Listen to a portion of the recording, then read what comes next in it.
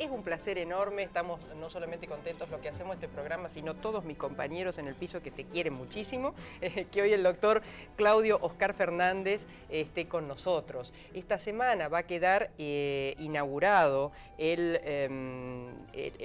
digamos, es la estructura, ¿cómo lo digo bien, Claudio? Para esta semana lo que estamos inaugurando es la nueva infraestructura edilicia de 1.500 metros cuadrados de alta calidad, que va a contener al laboratorio Max Planck de Biología Estructural, Química y Biofísica Molecular de Rosario, que es el segundo enclave o sitio de importancia y de relevancia científica de la Sociedad Max Planck en Latinoamérica. Tiene 6 en el exterior, 2 están en Latinoamérica, 2 están en Argentina. Uno en Buenos Aires y otro aquí en Rosario.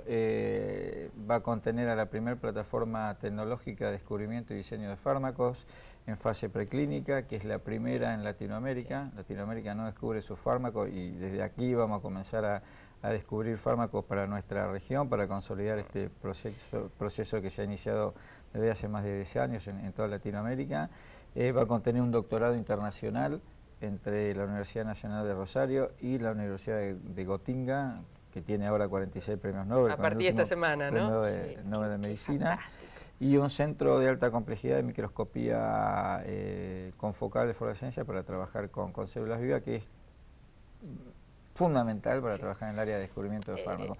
Se inaugura una infraestructura edilicia, la infraestructura tecnológica que ha sido adquirida y ya está pagada, está llegando parte en octubre, parte en noviembre, parte en diciembre, con lo cual la inauguración tecnológica, digamos, con todos los 5 grupos de científicos que se están repatriando, algunos de ellos con más de 10 años en el exterior, desde Berlín, Mainz, Göttingen en Alemania, Cambridge en Inglaterra y Barcelona en España, la estamos proyectando para el mes de marzo. Sí, qué bueno. De 2014. Un día conversando con Charró, nos decía que en su momento el propio Husay los mandaba afuera, pero decían, en los términos en los que habrán hablado en ese momento, de usted o de vos, no sé, pero decía, ojo, acá vuelven, acá, de nuevo acá, que ha sido donde han sido formados, ¿no? Y eso creo que sigue estando. Bueno, eso es muy importante, porque para nosotros irnos al exterior es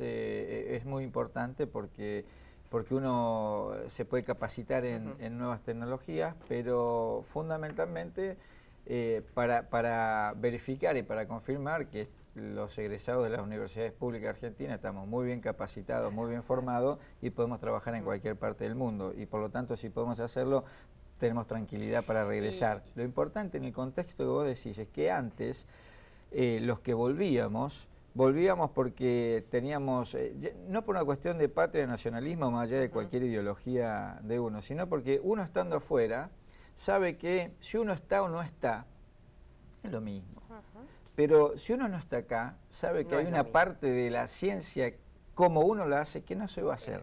Entonces, y uno tiene que estar. Lo importante es que antes volvíamos por motus propio, y hoy se vuelve porque hoy es ley. Está la ley de repatriación de científicos. Hoy la vuelta de científicos es Claudio, perdón, te leí algo muy interesante sobre eso, que vos decías, no se repatria, no se repatria o se repatria, no sé el acento dónde va, un científico, sino la ciencia. Y qué interesante. Yo nunca debí haberme ido de mi patria, eso lo tengo clarísimo. Lo que pasa es que cuando vos querés demostrar que estás bien capacitado y podés hacer ciencia del más alto nivel desde tu patria, necesitas un acompañamiento tecnológico. Cuando en lugar de un acompañamiento tecnológico te mandan a lavar los platos, si vos además tenés manos delicadas, no te queda mucha otra alternativa que irte al exterior, ¿no? Entonces, ¿Qué componente el humor en la ciencia y en la vida, ¿no? Es lógico, yo nunca, por eso que siempre digo, lo que se ha repatriado, lo que se ha regresado, es mi trabajo científico. Antes de ir a esto que se inaugura esta semana, nosotros estamos saliendo este domingo y hoy jueves que grabamos, va a la tardecita, por eso vino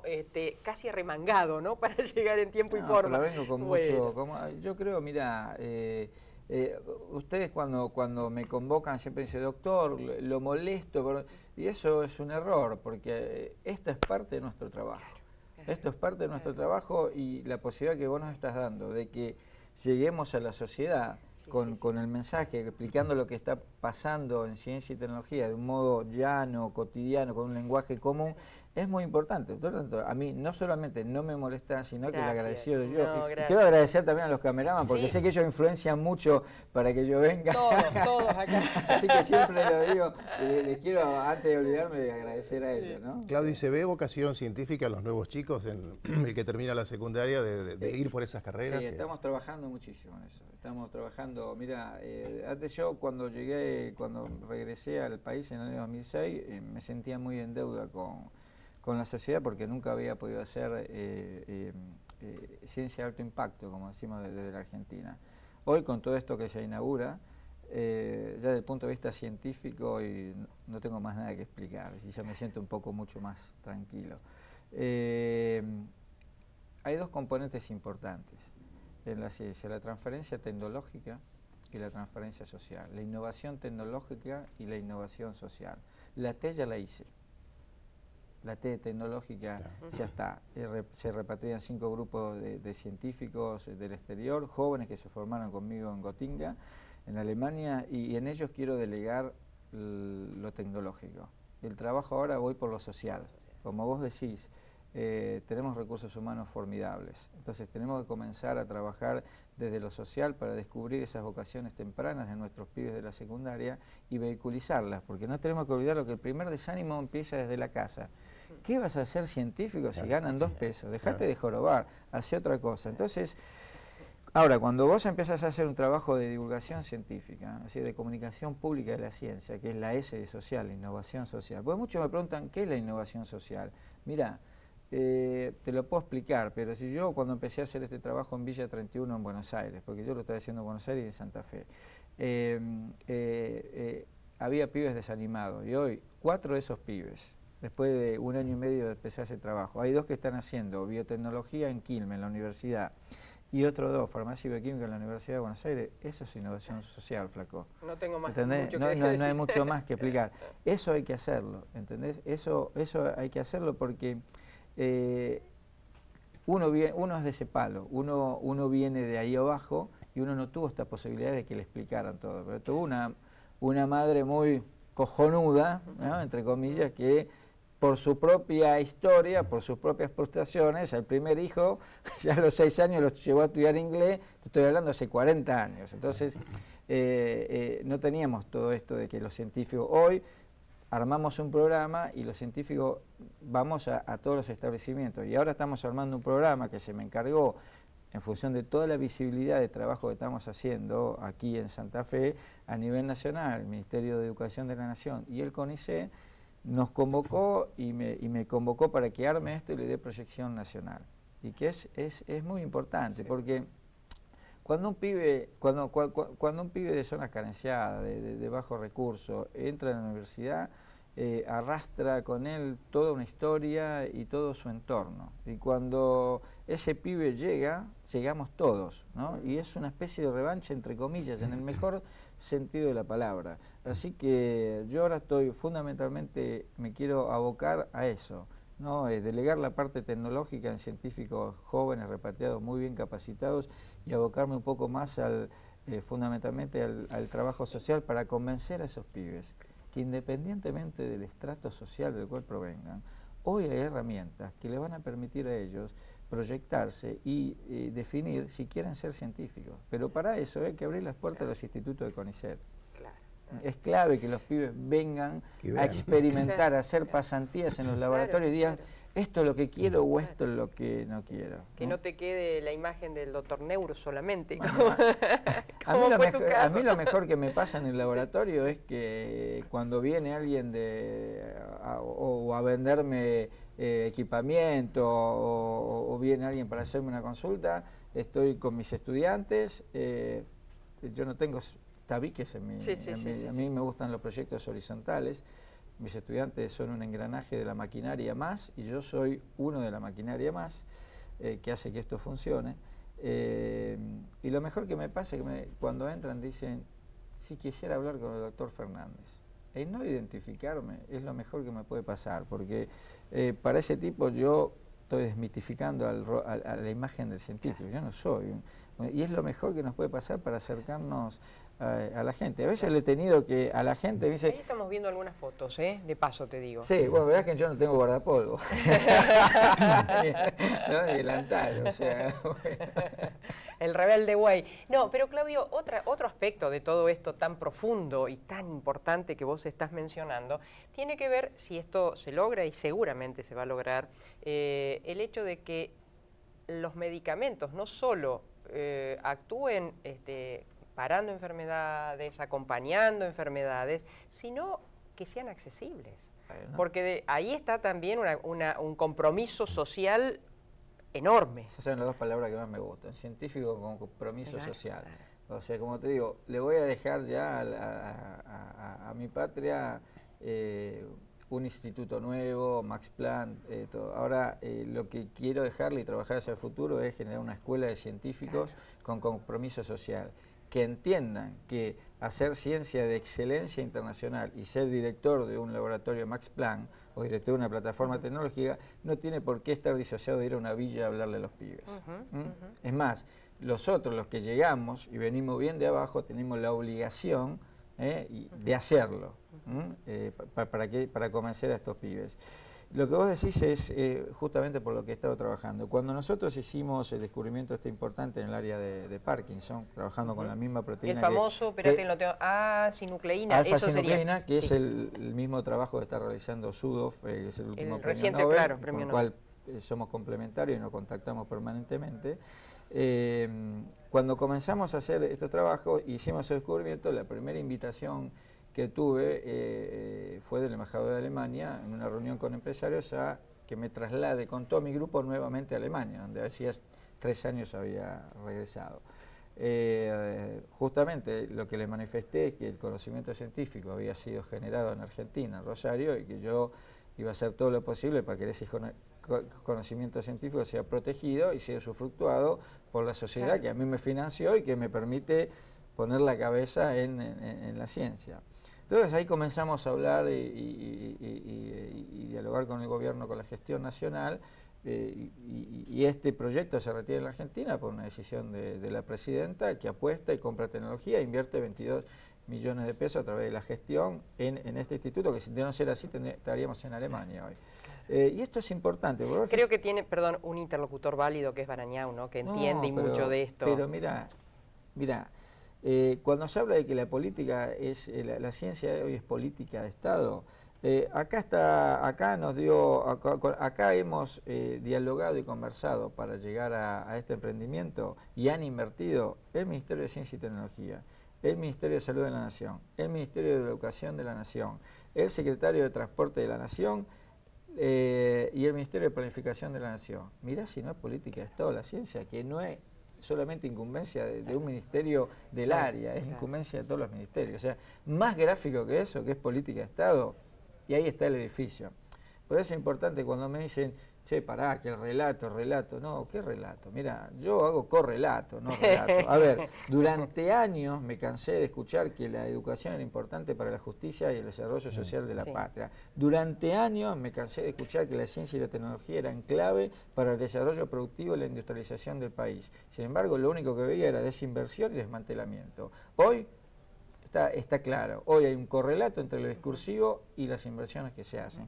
Es la primera vez que yo lo veo. Está bien, tengo 46 años, ¿no? Por ahí soy un poco joven para decir la primera vez que lo veo, pero es la primera vez que lo experimento de que tengo uso de razón. Seguro. En lo que decías vos, ¿por qué es importante para que esto sea, lo que estamos peleando para que esto sea accesible a la gente? Y en esto es importante, de haber nacido en Alemania o de haber seguido con el esquema de financiamiento que yo tenía en el año 2009, que era un 80% financiado por la sociedad Max Planck, lo que yo patentara era usufructo de Alemania. Claro. Bien, fundamentalmente. Y lo digo en buenos términos, ellos apostaron a mí, pero yo soy política de Estado. Una cosa es la sociedad que a mí me contuvo cuando me mandaron a lavar los platos y me dio una posición, y otra es la sociedad que a mí me formó y me capacitó. Yo me debo a la sociedad que me formó y me capacitó.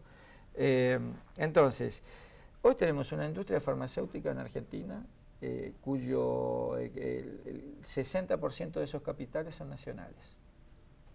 El poder de venta con 9.000 productos en el campo, en el área, es de 3.500 millones de dólares anuales. Si nos trasladamos a Brasil, las multinacionales generan ganancias por billones, con B larga, billones de dólares. Ahora, si vamos al correlato oficial entre lo que se gana y lo que se produce, si yo te pregunto, ¿qué fármaco realmente innovador? No, ¿qué fármaco se descubrió? ¿Qué fármaco innovador ha sido desarrollado en Latinoamérica? La respuesta lamentable es esta, cero. El gobierno ha invertido acá 22 millones de pesos. El 90% de esa inversión es del gobierno argentino y el 10% de Alemania, con lo cual, si hoy patentamos, las riquezas se van a generar para el Estado argentino fundamentalmente. ¿De qué montos estamos hablando? Una inversión de 5 millones de dólares hoy. De aquí a, suponete que nosotros estamos trabajando bien en el área de enfermedades neurodegenerativas, Parkinson, Alzheimer, hay otra línea que es cáncer de pulmón y hay otra línea que por el compromiso social lo tenemos que asumir y lo vamos a hacer con mucho gusto, que son enfermedades endémicas de la región. Tenemos enfermedades olvidadas, chagas, dengue, leishmaniasis, tuberculosis, distintos tipos de malaria, que la empresa farmacéutica no las atiende porque no le reditúa ningún rédito económico. Entonces nosotros ahí también tenemos que estar. Suponte que en el área de enfermedades neurodegenerativas o cáncer de pulmón llegamos al año 2020 o 2022 con un fármaco que pueda entrar de la fase preclínica que nosotros estamos desarrollando ya en fase clínica con pacientes humanos. ¿Sabes cuál sería el potencial de venta de ese fármaco? Miles de millones. 5.000 millones de dólares. Si se multiplica la inversión por un factor de 1.000. Eso va a consolidar todo el proceso económico y político y social en Latinoamérica. Hoy esa herramienta no la tenemos. Y los precios de los medicamentos los vamos a pelear nosotros. No vamos a permitir que patentando el Estado argentino, ninguna multinacional, habiendo siendo lo que descubrieron los fármacos, nos pongan los medicamentos a 2.000 pesos y los vamos a poner al alcance de la gente. Claudio, un minutito nomás, esto es difícil de cortar, pero ya seguimos con Claudio Fernández, que hoy ha tenido el gusto para nosotros de que nos acompañe y nos cuente todo esto. En un minutito volvemos.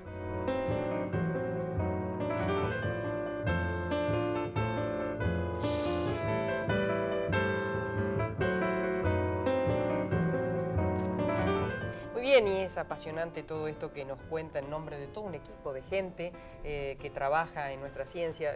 Mire, yo lo invito a que entre en la página del CONICET, por ejemplo, y va a ver la cantidad de proyectos y de gente investigando, y todos proyectos que la verdad impactan, emocionan.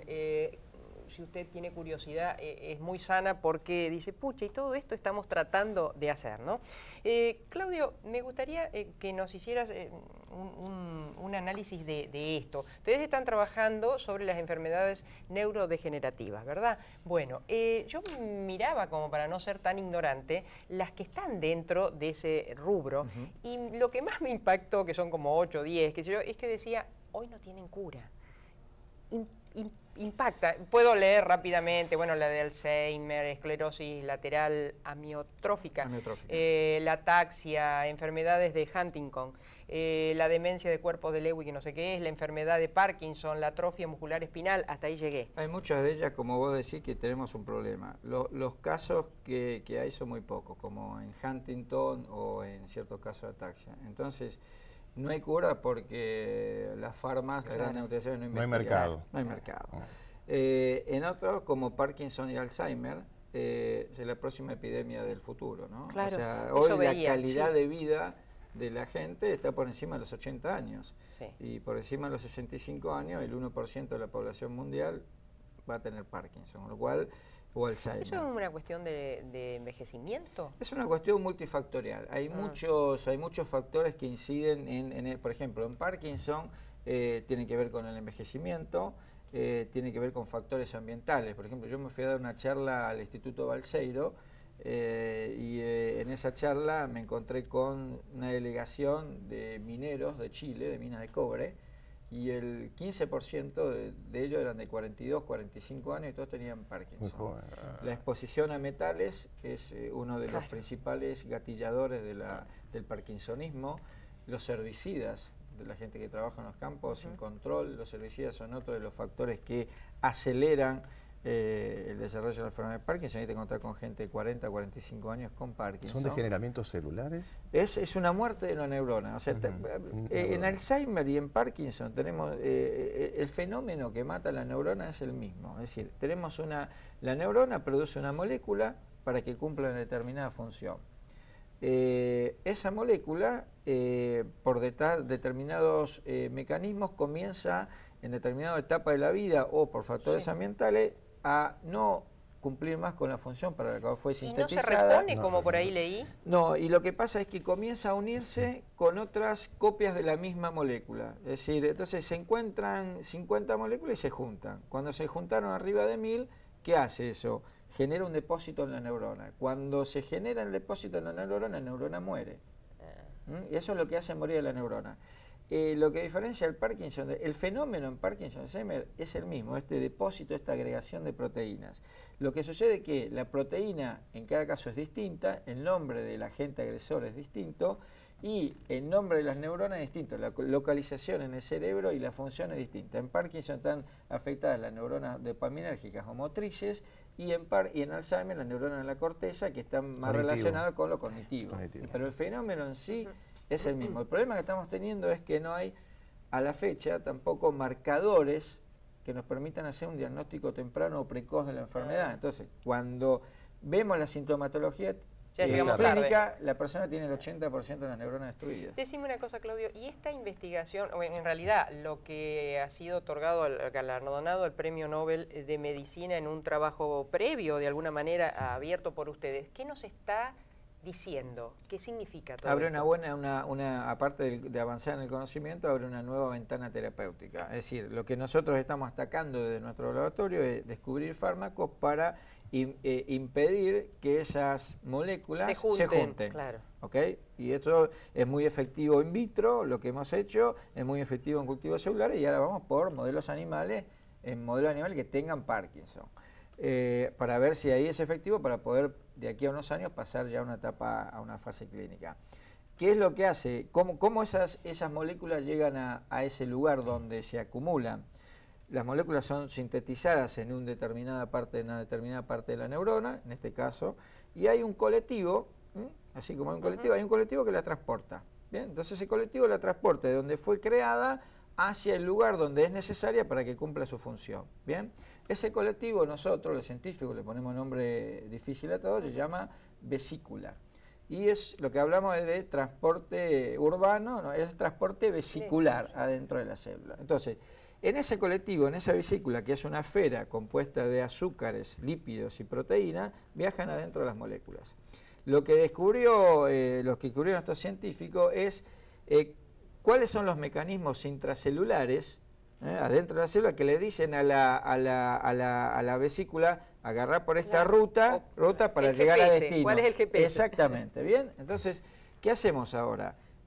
Si hay muchas de estas acumulaciones, en este caso de moléculas que tienen que ver con un transporte deficiente, o el transporte es deficiente y la molécula no llega a donde tiene que llegar, o el transporte es deficiente y la molécula al no transportarse se acumula y hace lo que al acumularse se une con otra molécula y deposita. Entonces, si sabemos cómo son transportadas, en vez de atacar y a impedir que se acumule, vamos a corregir el tráfico. Claro.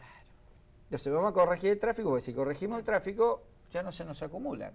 Claro. Entonces, corrijamos el tráfico. Hay que Entonces, mandarla por otra autopista. Exactamente. Lo que estos científicos hicieron es decir, ¿quién regula el tráfico? Que dice que esto venga por acá. ¿Quién regula que esta vesícula sea un colectivo urbano o de larga distancia o interurbano? Estos son los que lo regulan. Bueno, entonces hay que atacar a estos. ¿Cuánto de casualidad? Sí. Totalmente. Bien. ¿Cuánto de casualidad tiene un gran descubrimiento? Y obviamente me imagino que tiene mucho más de causalidad, pero ¿hay algo de fortuito que... Y mirá, la suerte acompaña, el fortuito acompaña siempre, pero lo importante es la perseverancia y estar así. A ver, yo llegué a Gotinga en el año 2003. Tuve la suerte de que el director del departamento donde yo no iba a trabajar no estaba esa semana. Yo había ido con un tema específico en ácidos nucleicos, nada que ver con lo que estoy haciendo ahora, era trabajar en ácidos nucleicos. Y me puse a leer y lo que estaban haciendo y a reunirme con los grupos de investigación, estaban comenzando a trabajar con esta proteína que hoy trabajamos nosotros, alfa-sinucleína. Y en esos momentos había evidencias bioquímicas muy fuertes de que vinculaban a esta proteína con el origen de la enfermedad de Parkinson. 98, 99, 2000 fueron las primeras evidencias bioquímicas y genéticas. Entonces, pero, a ver, para saber cómo atacar al agente agresor, vos tenés que saber cómo es. Y no se sabía cómo, no se sabía cuál era la forma. Entonces, no saber la forma, y todos decían que era imposible porque esta es una proteína que cambia forma todo el tiempo. Entonces, muy difícil saber cómo es y desarrollar una estrategia para atacarla. Yo dije, mira, le voy a pedir una entrevista al director de la sociedad del Instituto Max Planck de Gotinga, porque la verdad es que me gustaría empezar a trabajar. Y todos me dijeron, no, como vos recién llegás de Argentina, ¿sabés lo que es? Acá el director del plan es un gobernador, tiene carácter de gobernador. ¿Cómo le va? Yo fui, le golpeé la puerta, quiero hablar con usted. El tipo me atendió, le dije el proyecto cuál era, le gustó, me dijo hacelo. Hoy es nuestro principal socio acá y hoy es un tipo que está ya varias veces nominado para Premio Nobel. ¿Y cómo se llama, Claudio? Christian Grisinger. Christian Grisinger es el científico que fue distinguido por el honorable Cámara de Diputados la semana pasada de la Nación. Y en acá, conferencia internacional que va, la última foto que muestra, placa, es mi foto. Dice, este fue el tipo que empezó toda la historia y hoy el 70% de ese instituto trabaja en eso. Fue suerte, porque, a ver, fue un poco de suerte, si no estuviera este director yo estaría trabajando en ácido nucleico. Ahora, yo estaba muy bien capacitado, me había capacitado bien. Si yo no hubiera estado capacitado, no hubiera podido llevar adelante eso. Entonces, quizás esto un poco grafica. No me dé, ponga donde haya, póngame donde haya. ¿Y nos acompañás allá? Al otro rinconcito. ¿Cómo no? Convencernos que somos capaces, que tenemos hasta y nos sobra la clase, decidirnos en nuestro terreno y tirarnos a más, nunca menos, convencernos no ser descreídos, que vence y convence el que está convencido. No sentir por lo propio un falso pudor, aprender de lo nuestro el sabor. De eso se trata, ¿no? Le voy a hacer que venga todos los viernes, una vez por semana a mi laboratorio. Está bueno. O pasame en CD que lo ponemos. Digo, así fue un poco lo tuyo, ¿no? Sentir que se puede, que lo nuestro cuenta. Como te digo, uno nunca logra nada solo. Y acá hay un componente, yo esto no lo hubiera podido hacer en otro sitio en Argentina que en Rosario, porque acá había una camada ya de científicos que prepararon el terreno, décadas anteriores. Ahí estamos mirando, creo que la base tuya de sustentación, ¿no? Fíjate en el monitor. Sí, por supuesto, por supuesto. Yo estoy en deuda con mi familia, siempre lo digo.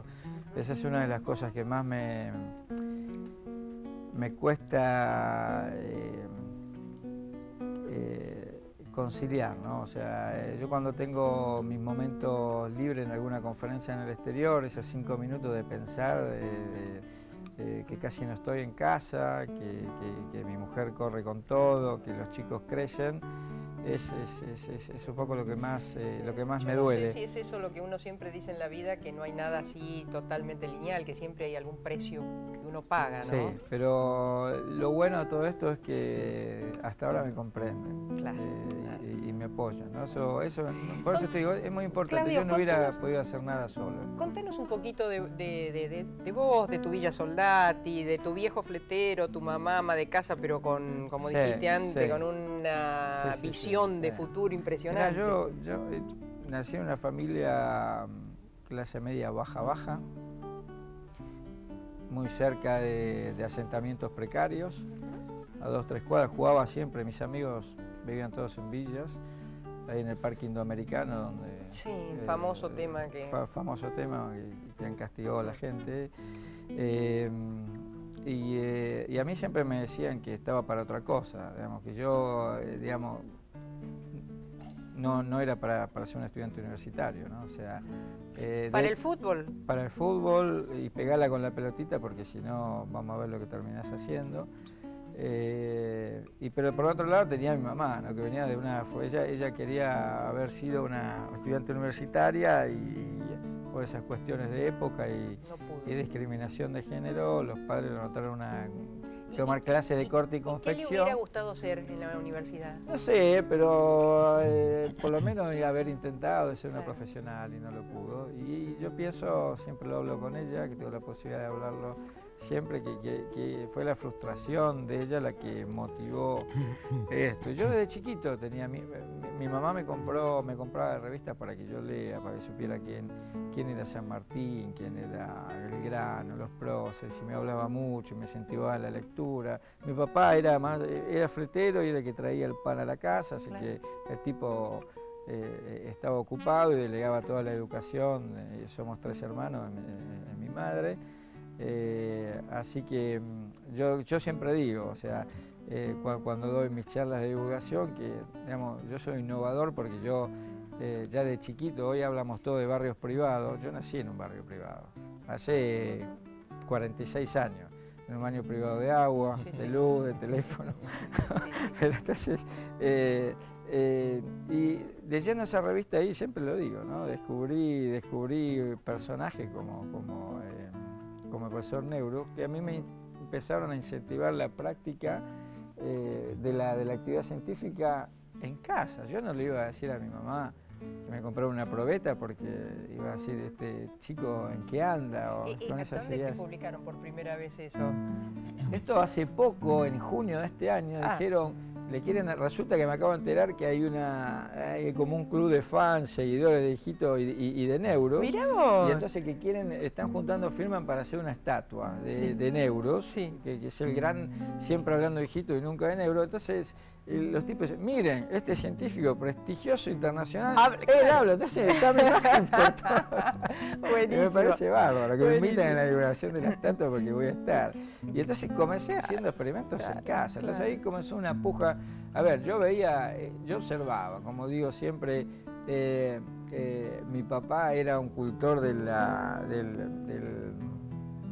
monoteísmo. Pero no hablo del punto de vista religioso, como no es del punto de vista religioso. Mi viejo era monoteísta porque vos te caías y te esguinzabas una rodilla o tenías fiebre y el tipo te venía con el té con limón. O sea, el té con limón, por eso monoteísmo, curaba todo. No importa si te habías tomado la amoxicilina, tomaste 14 té con limón que te vas a mejorar.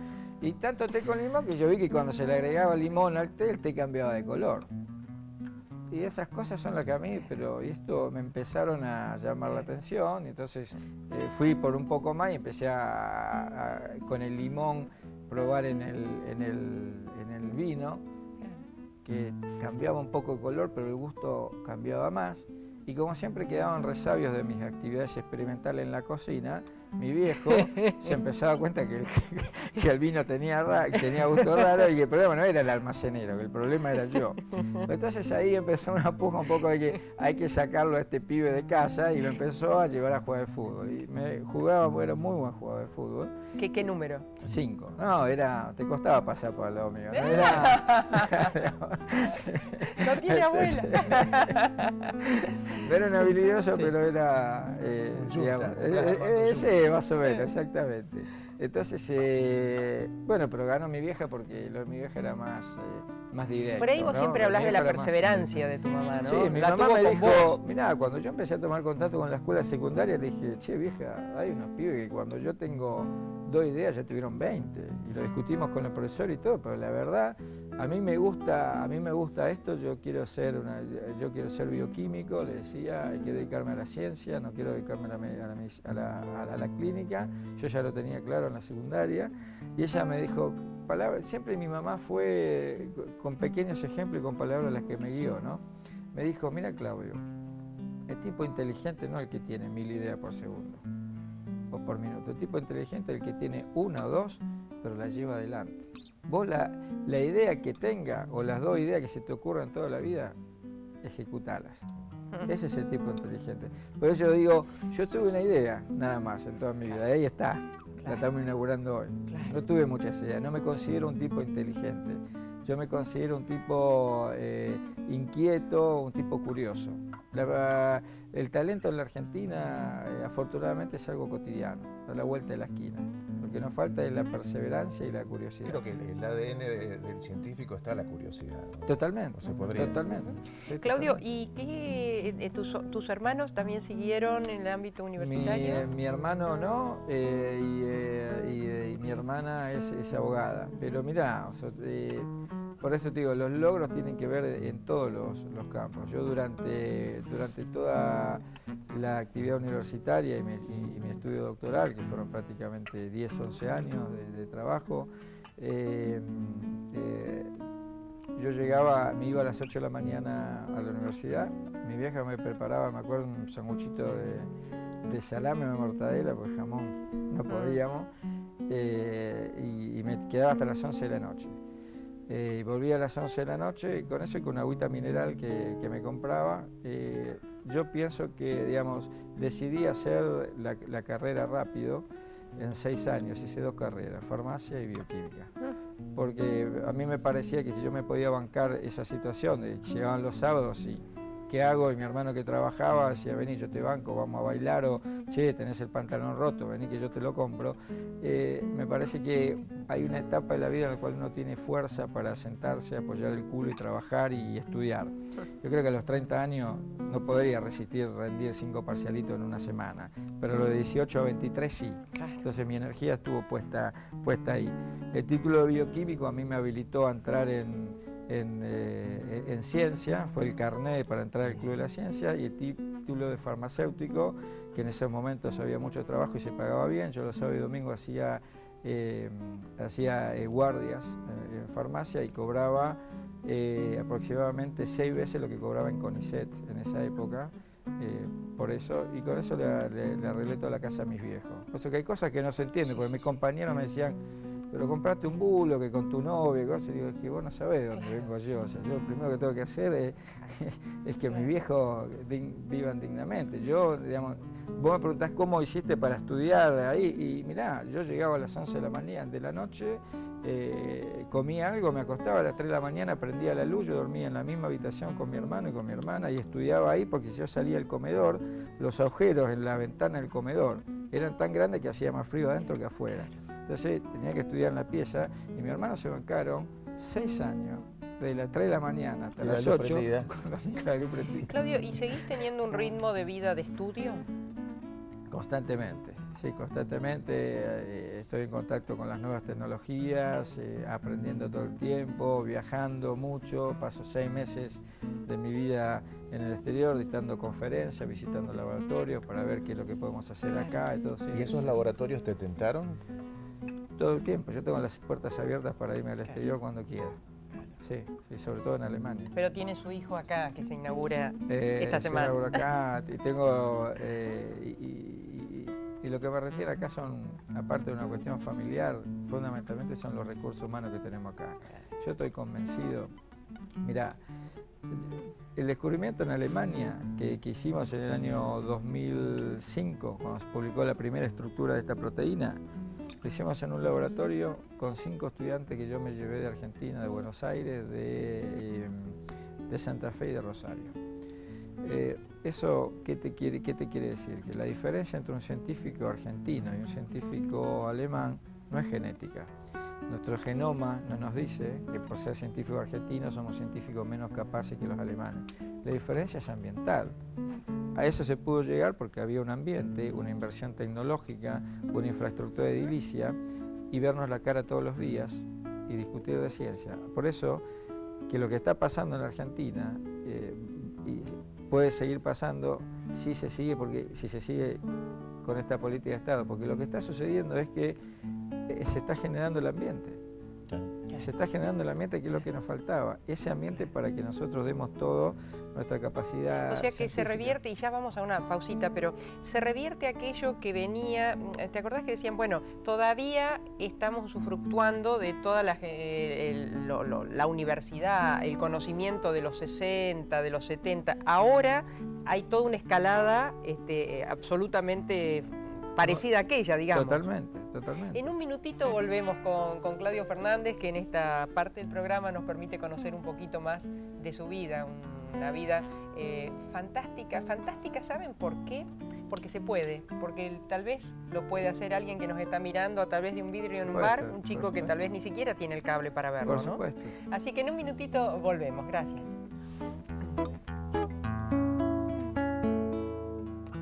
Había leído que, y recién lo dijiste, que eras bueno en el fútbol. ¿Qué pasó en Alemania? Contanos esto que es fantástico. En Alemania se dio una reunión 25 de mayo en la Embajada Argentina en Berlín. Y yo digo, estábamos ahí en una reunión de familias argentinas y hago un comentario que me gustaría comenzar a hacer algo de deporte o de fútbol, porque hacía rato que estaba y no estaba solamente haciendo ciencia. Y me dice, sí, mira, habla con Omar Díaz, un tucumano que está acá, que juega de 10 en un equipo. En Alemania tenés Bundesliga 1, Bundesliga 2 y Liga Regional. La Liga Regional es la B metropolitana de Argentina. Entonces, sí, vení, Claudio, vamos. Y claro, me llevó, se llamaba Settmanhausen el equipo, en una ciudad que estaba a 17 kilómetros de Gotinga, donde yo estaba haciendo, y entrenábamos 3 días por semana, de 6 de la tarde a 9 de la noche. Claro, las 2 primeras semanas de entrenamiento yo quedé realmente liquidado, porque era un entrenamiento exhaustivo, hasta que nos controlaban la dieta incluso que hacíamos. Y a los 2 meses me dice Omar, mirá, el entrenador te quiere hacer un contrato. Con lo cual, en principio, se consiguió el transfer de Argentina, mi hermano me ayudó porque yo había jugado en inferiores acá en Argentina, y a los 6 meses de estar entrenando ya empecé a jugar. Estuve recorriendo varias ciudades de Alemania jugando los domingos al fútbol.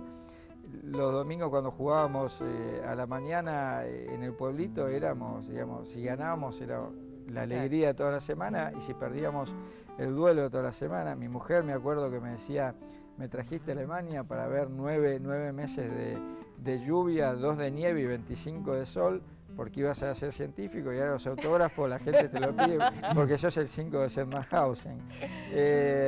Y bueno, jugamos, nos dimos lujo hasta después de ahí en otro equipo de la Liga Regional que pidió a algunos jugadores a Settmanhausen de jugar la Copa de Alemania.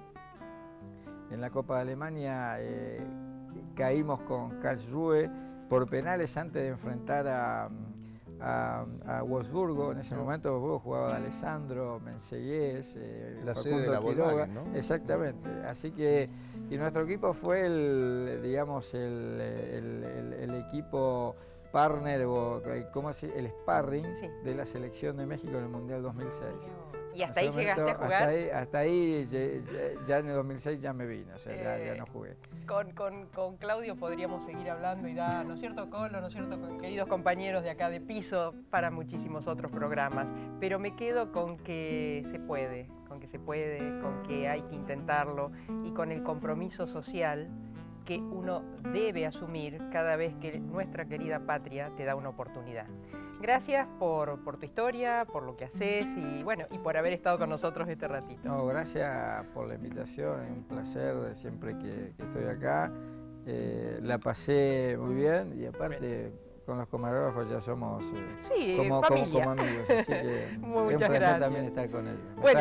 Me trata muy bien acá. Cuando llegues al premio Nobel, después volvé, que vamos a hacer otra Nobel. Lo importante, hablando de compromiso social, lo mejor que me podría pasar a mí es que mis discípulos, alguno de mis discípulos sea el premio Nobel.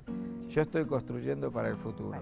Y lo mejor que nos podría pasar y que me podría pasar es que alguno de ellos alguna vez sea nominado. Qué bueno.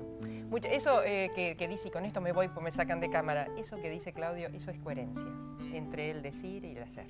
Nos encontramos el próximo domingo, por supuesto, porque sabemos que la calidad y la calidez de nuestros entrevistados le ha gustado, así que a las 18:30 aquí por Somos Rosario. Gracias.